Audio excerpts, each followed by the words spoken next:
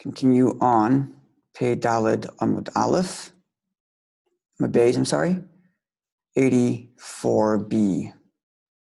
All right, that's where we are.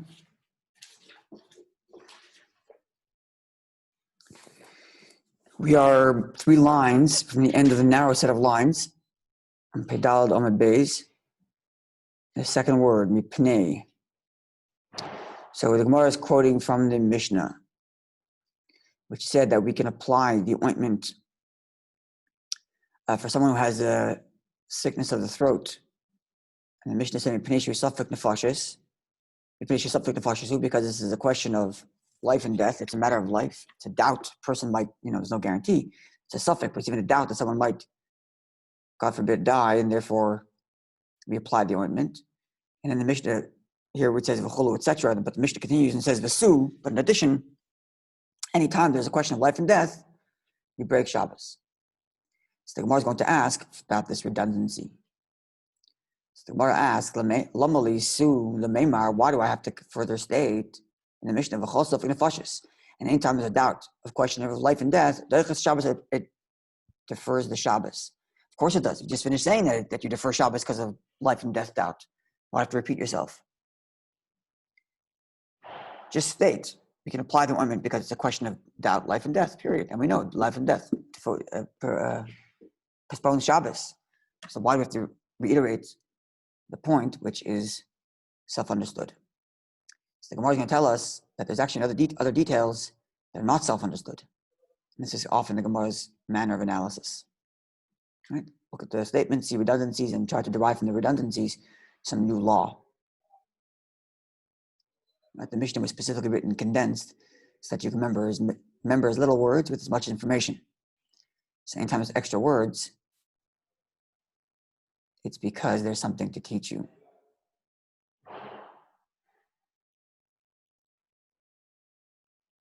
The Gemara says like this. Amar Rabbi Yehuda Amar Rav, Rabbi Yehuda said the name of Rav. Lo safek shabazu bilvad. The Mishnah is coming to teach us that not only is it a question of when there's a doubt as to whether or not the person is going to survive this Shabbos, Amru, they said you're allowed to defer Shabbos, you're allowed to violate the rules of Shabbos, allow filu safek Shabbos acheres, even if we are certain the person is going to survive this Shabbos, but we're not certain if he's going to survive the next Shabbos. Even so, we can break Shabbos now so that he maybe survive next week. In other words, we know for sure he's going to live this Shabbos. Now, we can start treatment tomorrow. We can start treatment today.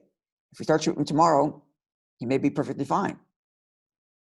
By the time next Shabbos comes around, even if we have to break next Shabbos, fine, but at least we don't have to break 2 Shabbosim. Nonetheless, because there's a doubt that perhaps delaying the treatment will be a loss of life sometimes later, on the later Shabbos, nonetheless, violate Shabbos now. I think about usually it's not immediate death, not so it's showing us that once it's a small that's correct. Period delay, you can break Shabbos. That's correct. It's not like a long term. That's correct. It's not just that's right. So this idea of thinking of long term comes in 2 ways actually. Here we're talking about life and death situation where you can actually violate biblical commandment for a question of life and death, even if it's not going to be a question of today, but a question of a month from now. Right? That's the first thing. Like, doctor says you have to do surgery now. If you don't do surgery, he only has 6 months. Or he may only have 6 months. And we wait till Sunday, it may only be 5 months then. So you'd have to do the surgery on Shabbos. Right? If the doctor says he's fine, we can schedule surgery whenever we want. Okay, so just schedule it after Shabbos. But it's a question of, right, so this is a long-term issue. Then there comes another way, which is not what he's discussing here, but it's a similar kind of thing, in which there's a rabbinic issue of taking medicine on Shabbos. Right? But if there's a question of a health issue, not a question of discomfort, question of health, then you may take, something like that, some damage to the body, right? Not just a question of comfort. Then you're allowed to take the medicine. Now, what's the question of damage that's going to come later? You can still be able to take the medicine on Shabbos. That's what I was saying yesterday about a doctor gives you a prescription. You can take the prescription even on Shabbos, even though it's not a question of danger of any major concern.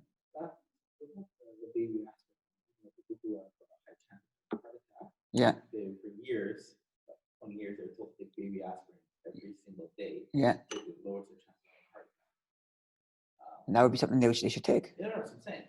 Then it came out recently, like a year ago, that it was bad science for 20 years, and Okay. it doesn't actually help you. But anyone who's been doing it for 20 years or 10 years, whatever, should not stop. Because their body's been... It's too late, and your body's used to it. If you stop now, it's a good question. So, your chance of having a heart attack increases. yes, I just want to repeat the question for the viewers here. I don't know if they heard, but basically the question is, if someone who is taking something that's later discovered not to yield the results that is expected, but they're told because their body's become accustomed to taking these things that you continue. So I don't know the answer to the question for sure. My hunch is you continue. And the reason is because the Rambam writes in his Hilchas Deis, when he gives his regimen for healthy living, he writes, Shinui veses tchilas choili.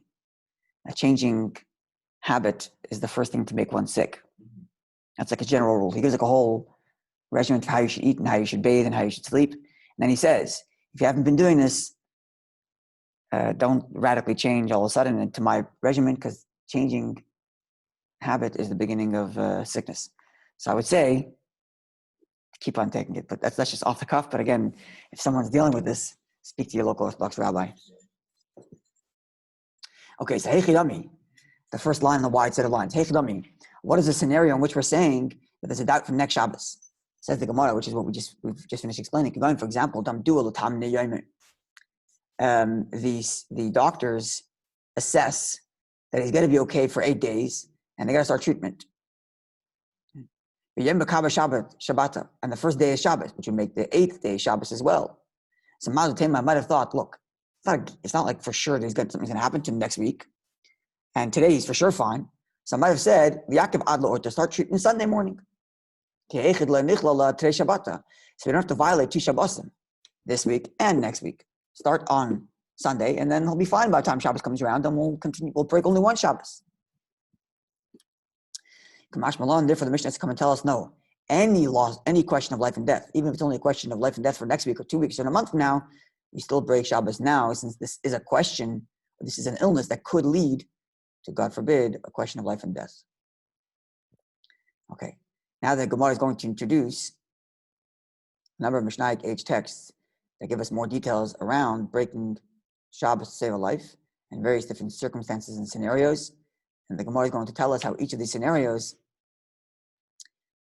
add another element to understanding this halacha that one can break Shabbos to save a life. Says the Gemara like this. This is the first text we introduced. Tanya Namahachi. We have Mishnaic age text which backs up the idea that one can break Shabbos now to save a life for next week. Because the Mishnaic age text reads, one can heat up water for a sick person on Shabbos. Right? I don't even think this is a question of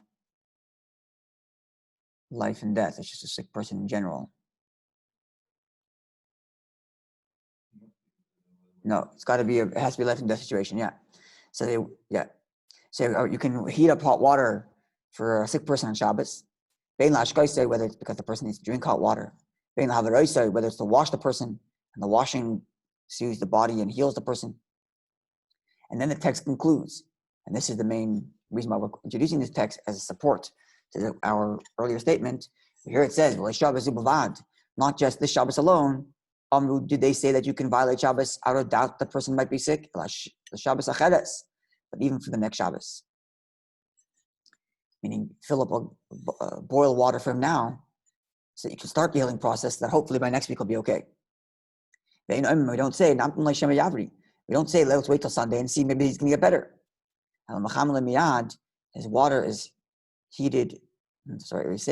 We heat up water immediately. Because doubt of life and death postpones all consideration of Shabbos. Not only if there's a doubt about the Shabbos, but even if there's a doubt about next Shabbos, maybe he'll be okay next Shabbos. Okay, so this is the main reason why we introduced this text, but now we introduce some more details with respect to breaking Shabbos to save a life. The main reason we introduced this text was for this reason, to demonstrate that it's not just a question of certainty of the Shabbos, not just a question of certainty of next Shabbos, not just a question of doubt of the Shabbos, but even a doubt of next Shabbos, you would still violate the Shabbos. or better said, that would be the way to keep Shabbos, by breaking the rules and saving a life. Now we continue. Now,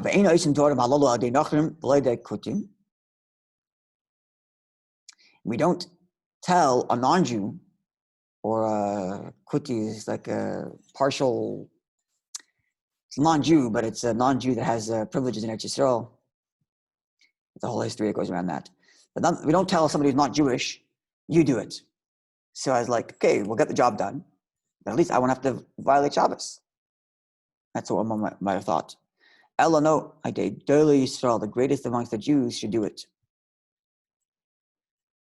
The rabbi should be the first one to break Shabbos to save a life. And one should not, God forbid, say, Yasad var malalum. I'm sorry, no. This is the new statement.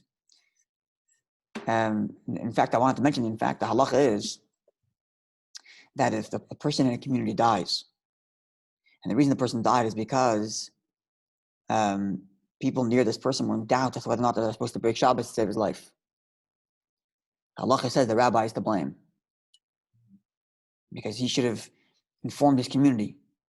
His job is to inspire the community to keep Shabbos, right? That's his job. Inspire, keep Shabbos, keep Shabbos. And if he doesn't make it clear that saving a life trumps all consideration, then he's at fault for not teaching them right. This is what the halacha says. So that would add to why the Gadol Yisrael, the greatest of Jews, should do it. No one should think that you try to avoid it if you can. Right? And the story with the Alter Rebbe, the famous story that the Rebbe quotes, the Alter Rebbe on Kol Nidre, Yom Kippur is coming up and we're learning Yoma. The Alter Rebbe on Yom Kippur, there's two versions of the story, if it was Kol Nidre or Ne'ilah. Sometime during Yom Kippur, he left the service, went to the edge of town, chopped wood, made a fire, boiled soup, because of a woman who just gave birth. Didn't send anybody else to do it, he did it himself for this purpose. Okay, the Gemara concludes over this statement with another interesting detail, which is, now these, when we're assessing the patient to decide if the person is a question of life and death, then we don't do it based on the opinion of women or non-Jews, because they're considered not experts in this area. My guess is, I don't know why it is, but I imagine the reason is because maybe they're not aware of the weight of Shabbos. I'm not sure. But this is what the Gemara says. But mitzvah from the das acheres, they can be combined to another opinion, which means if two doctors say that you have to break Shabbos, three say you don't have to break Shabbos, as our Rashi tells us, and there's a woman who or non-Jew and combines with the two who say you have to. Now it's even. It's 3 and 3. And when it's 3 and 3, there's even doubt you break Shabbos. So even though we don't rely on their opinion to begin with, they can be added to the list of opinions to push us over the edge of a majority against the minority. Good question. Good question. But here's the Rashi puts it.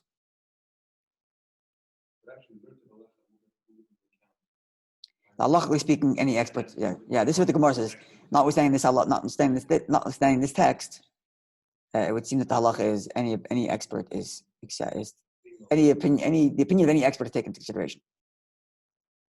Okay, another text. Now this is a text I was referring to earlier, where the Gemara is going to introduce various different scenarios in which one should break up to save a life, and the Gemara is going to tell us the uniqueness of each of these laws and what they teach us.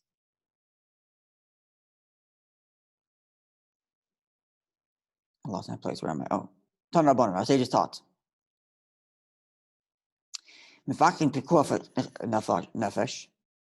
We do everything we need to save a life. Shabbos on Shabbos, whatever it takes.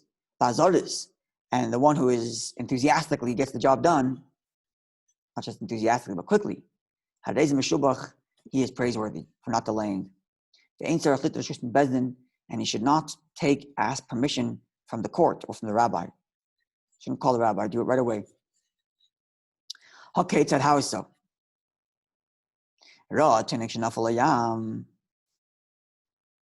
He sees a child that, God forbid, fell into the ocean, into a river, to the water. So Polish mitzvah, he can throw out a net, and raise up the child. bring him to shore, bring him to the boat. Va'azar and the one who is quick to act, harei meshubach, is praised.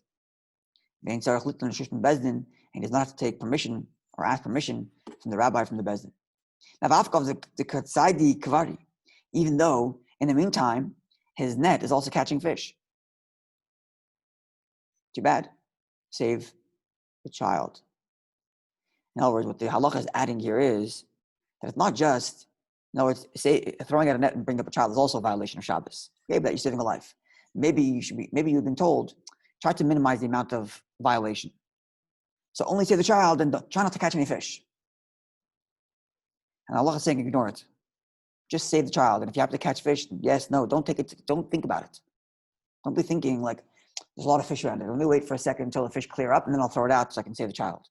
Don't do that. Just save the child. And if you happen to say you happen to catch fish, so be it. You catch fish. Case number 1. Case number 2. A person sees that a child fell into a pit.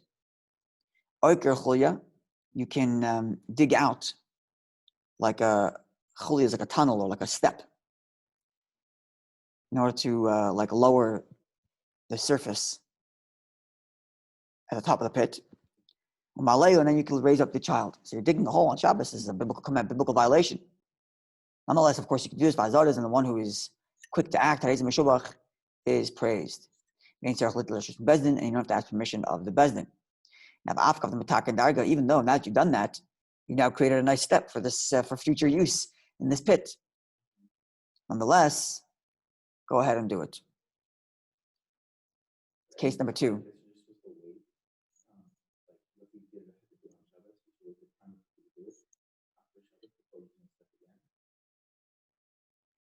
I don't know if that's used here. That's used when a person does it by accident.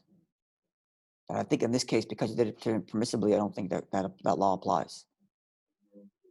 Yeah, if a person accidentally cooked something on Shabbos, then you're not allowed to eat that food until such time that it would take for you to make that food after Shabbos. But in this case, it's not a question of doing it by accident. Here's a question: you did it with Shabbos' permission, at Shabbos' behest, if you will. Shabbos is asking you to do this. So I don't know that law applies here. I don't remember such a thing, Rabbi. I don't think so. I don't think it applies here. Okay, so that was case number 2. Case number 1 is a child fell in the river, water. Here, the child's in the pit. Okay, next, case number 3. He sees that a child got locked behind the door. So there's no real danger. It's not physically. It's a mental danger. Kid's going to go crazy over Shabbos. Kid's locked in there, screaming, crying, hysterical. There's no physical danger to the child. Just behind the door. So, nonetheless, shaivra, break down the door, and take the child out. Vazar is the one who is quick to act. Is praiseworthy. You shouldn't wait to ask permission from the bezdin. To mekivin, I'm not sure to pronounce the words. The mitzvah b'shifi, even though Rashi gives 2 versions of what this means. One version is either he is going to use the broken wood from the door as boards, and even if he knows he's going to do that, or the other option Rashi gives is he's going to use it for firewood. Either way, he's going to be getting use out of the broken door. Nonetheless, break the door down and get the child out. That was case number 3. Case number 4, mechaben, you can put out a fire. Mafsikin mipnei adleika b'Shabbos, and you can make a break. You can prevent the fire from spreading by putting it out.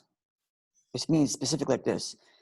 The issue with fire is a complicated set of laws. But the bottom line is one doesn't put out a fire to save money, to save property, but you do it to save lives. The way in which you do that, the way in which you prevent the fire, you save lives by putting out the fire, versus property is you take barrels of water. Obviously, this is available. If it's happening too fast, don't wait to do this. But theoretically, this is available. You take barrels of water and you place it surrounding the fire. So when the fire travels, either the fire will stop there, if like Rashi says here, it's made out of metal or earthenware, the fire will just stop there because it won't burn it because there's water on the other side. Or in other cases where it's made of wood and it does burn through, the water pours out and puts the fire out. So he's stopping the fire in this kind of method. The way it actually puts it here is he puts metal barrels of water and earthenware barrels of water, which seems like it just stops the fire. It doesn't seem like it breaks and puts the fire out. Yeah. And of course, he's doing this to save life. Ba'azar is the one who's quick to do this. Meshubach is praiseworthy. He doesn't have to have permission from the rabbi, from the bezdin. Now, ba'afagav, Taka, and machich, bekuchi. Even though in the process he's going to be making, coal, and then he can use that coal later to cook. Nonetheless, he should do so. Okay, so we have 4 cases. 4, right? Baby and a child in the river, pit, behind a door, and the fire. So 4 cases, right? Did I miss any? No. And Gemara says, tzricha. We need each of these cases because each of these cases teach us a law, something unique that the other cases don't. Namely, if I were only told the case of the child in the ocean, I would say I must change. In this case, I must save a child right away. Because if I were to wait around, then the child will be swept away, God forbid, in the river. But a question of a child sitting in the pit, the kid's sitting there, he's fine. Maybe I don't have to go save him. He's sitting alone in the pit, so he's sitting alone in the pit. Says the Gemara, no. Tzricha, therefore the Torah, therefore the halacha must tell us, no, the child is in danger in a pit, take him out. Now, if I were told of the case of the pit, I would say mishum to come bias, because a child is completely scared. So you see here, psychological damage is a thing that halacha take into consideration. The child is scared, not just scared. It's a question of PTSD, long-term effect on this child because of his fright, even though there's no physical danger. And that's why I dig in the pit. But I might have thought, Ninala Delis, if there's a door that's locked. So, okay, the kid's scared, it's true. But Efshir, perhaps, Yosef B'hai Gisa, I stand on the other side of the door, and I can play with a nut, a rattle, ancient version of a rattle. In other words, child's on the side of the door. I go on the other side and I sing the kid lullabies, read him a story, keep him calm for Shabbos. So you might have thought, okay, I can avoid the psychological damage too. Says the Gemara, that's way too risky. Tzricha. And therefore the Mishnah has to tell you to break down the door to save this child.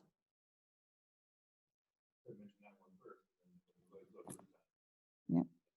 It's also a surprise it's not a Mishnah. It's meant to be Simadayik. Yeah.